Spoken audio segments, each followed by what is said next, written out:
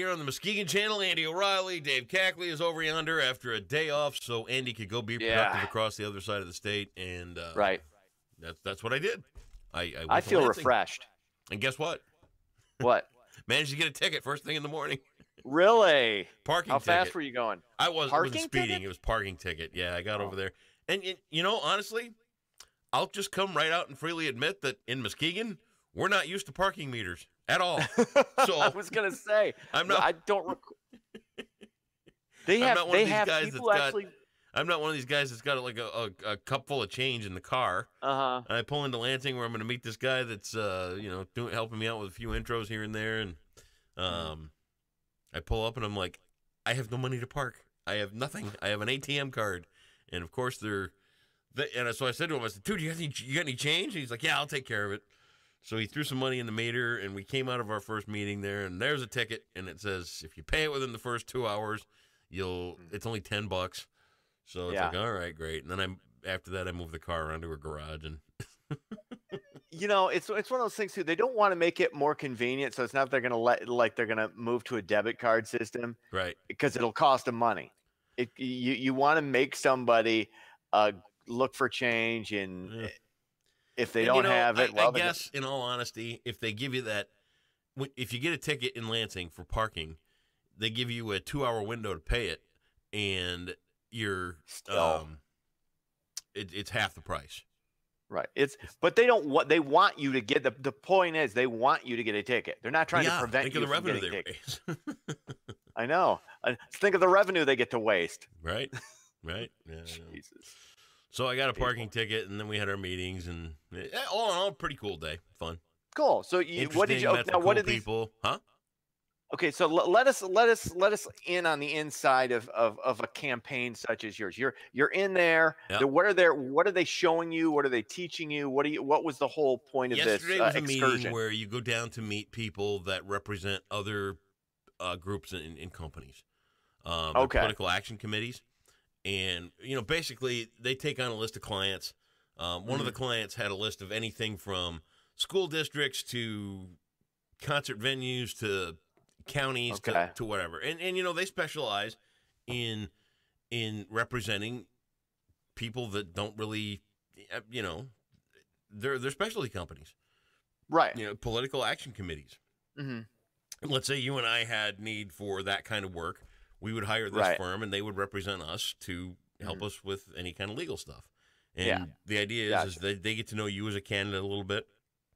They get to know your views on Muskegon, and they kind of take what you see and think about and value, and they say, okay, what companies do we have on our list that would match that? Right.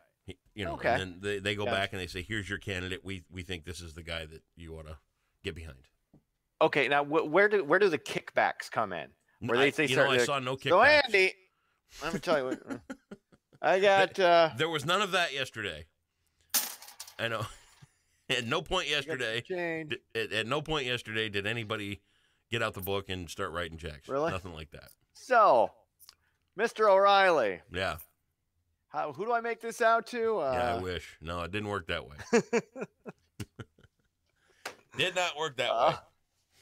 I want to get to a point in my life where I could be bribed. Yeah.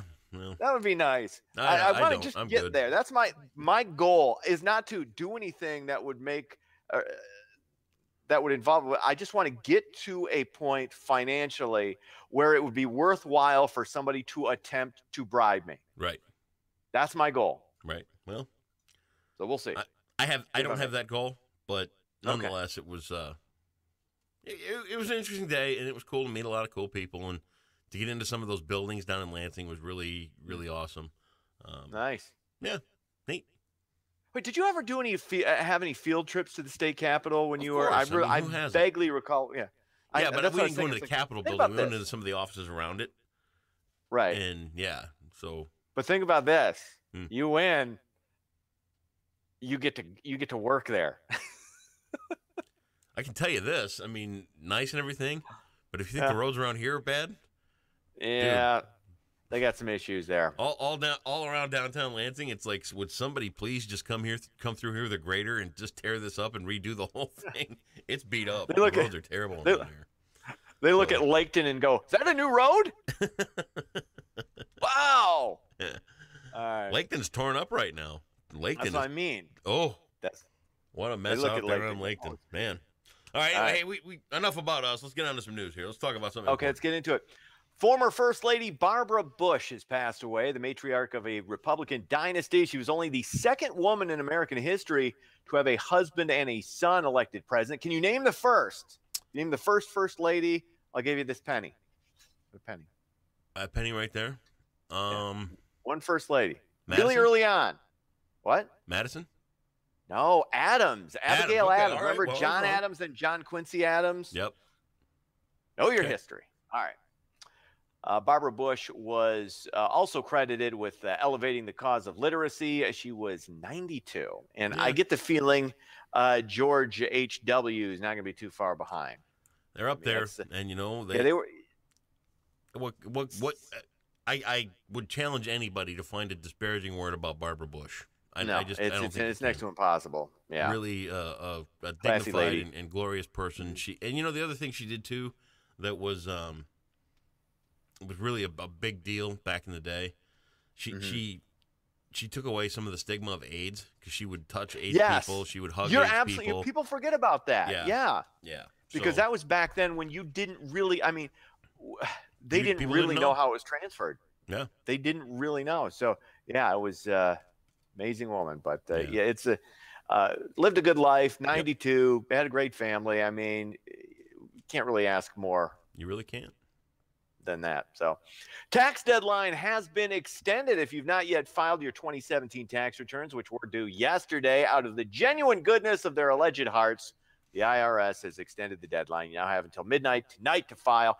This is one of those things I'm getting really, really a lot better at as I've gotten older, is just getting on this, especially since I get money back anyway. Right. Is just getting on it and getting the taxes done early. Yep. So I don't have to think about it, and boom, it's not like it's been years since I've had to worry about. I used to be there on January 2nd with taxes. Mm-hmm. Now I have to pay in. What do I care? What's the rush?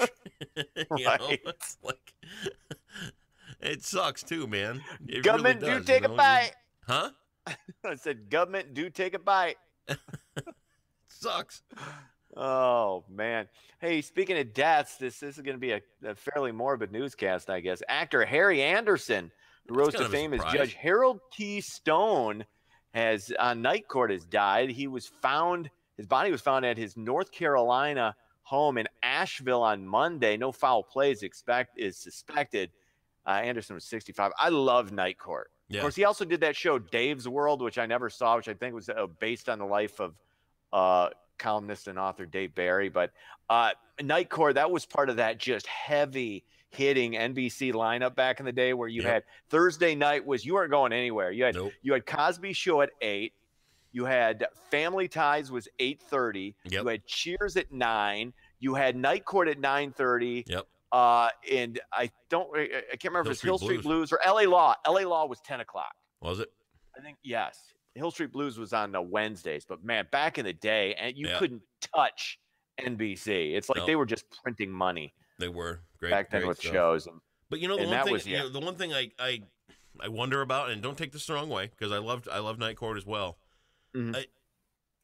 Did it have the staying power that some of these other shows do? Because I don't see it on Netflix. I don't see it. You know what I mean? It was cool. It was trendy. It was of the time and all that other kind of stuff. But I don't know if it's one of those shows that can transcend the years.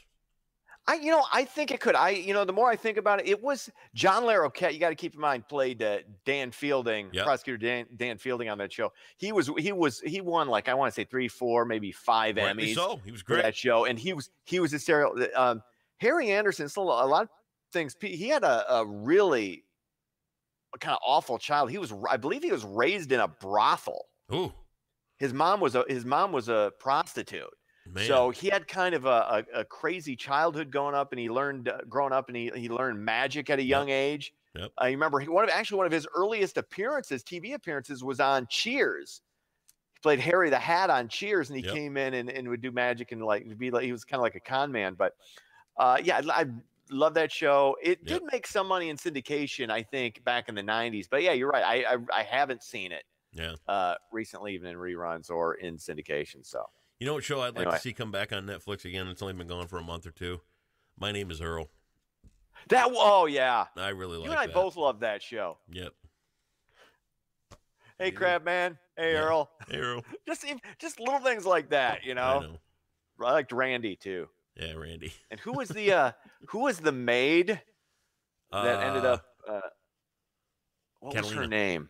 Catalina. Oh, yeah. Good. Yeah. And then what's her face was Earl's ex-wife. What was her name? I know the actor. Joy. God.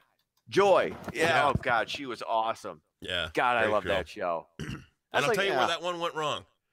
Where My Name is Earl went wrong is when they got away from using the list. Right, that's if he would have stuck with his list of things that he had to make amends for, that show could have kept going forever and ever. But they got away from the list, they got away from the purpose, and that's where it went off the rails. It would still be on today, I think. Yeah. If they would have kept the list. Although Joy getting a little long in the tooth. Oh, whatever. She's on another show now. She's on I think she's on some show with is she on that one with that Stockard Channing? No, not Stockard Channing, but Allison. Wait, I think you're right. And you know what? You're right. That's Allison Channing. She's not that. Allison Janney, yeah. I think on Mom. Does she got a guest role on Mom or something? I thought so. I thought I saw her on something. I don't watch that stuff. Cindy, if I peek in on Cindy watching it, maybe. Okay. I am right. Yeah, I was right. Yeah, she still looks good. What am I saying? That was I remember. But you know what it is I remember her from back in the her Cinemax movie career back in the early '90s. No, I respect a good film noir at 2 a.m. You try to watch scrambled channels at 2 a.m. Okay, finally, the Lumberjacks back in action tonight. They go to Game 3 after falling in Game 2, 6-2 to the Steel. Of course, they won Game 1 on Monday, so it's a decisive Game 3, do or die tonight. LC Walker Arena, you're going to be there. Yep. You want to hear how last night went? Yeah. We get done with the first period. I sat down and talked with this guy that, at the end of the year, they bring in a guy that's going to, all right, here's what we're going to do to improve next year, like a consultant type dude. Mm-hmm. We sat down for 10 minutes into the second period. I had a little time to sit and talk with him about a few things. We sit down for 10 minutes. We come out of the conference room, look at the scoreboard, and when I went in there, it was 2-0. We came out 10 minutes later, it was 4-2. And it's like, no, it was 4-1. OMG. Okay. 10 minutes is all that took. Ouch. And then you're like, I guess I'm coming back tomorrow. See you tomorrow. Tigers double up Baltimore 4-2. Cubs lose. They fall to St. Louis 5-3. That's sports. Dave, have yourself a great Wednesday. We'll see you back here tomorrow. See ya.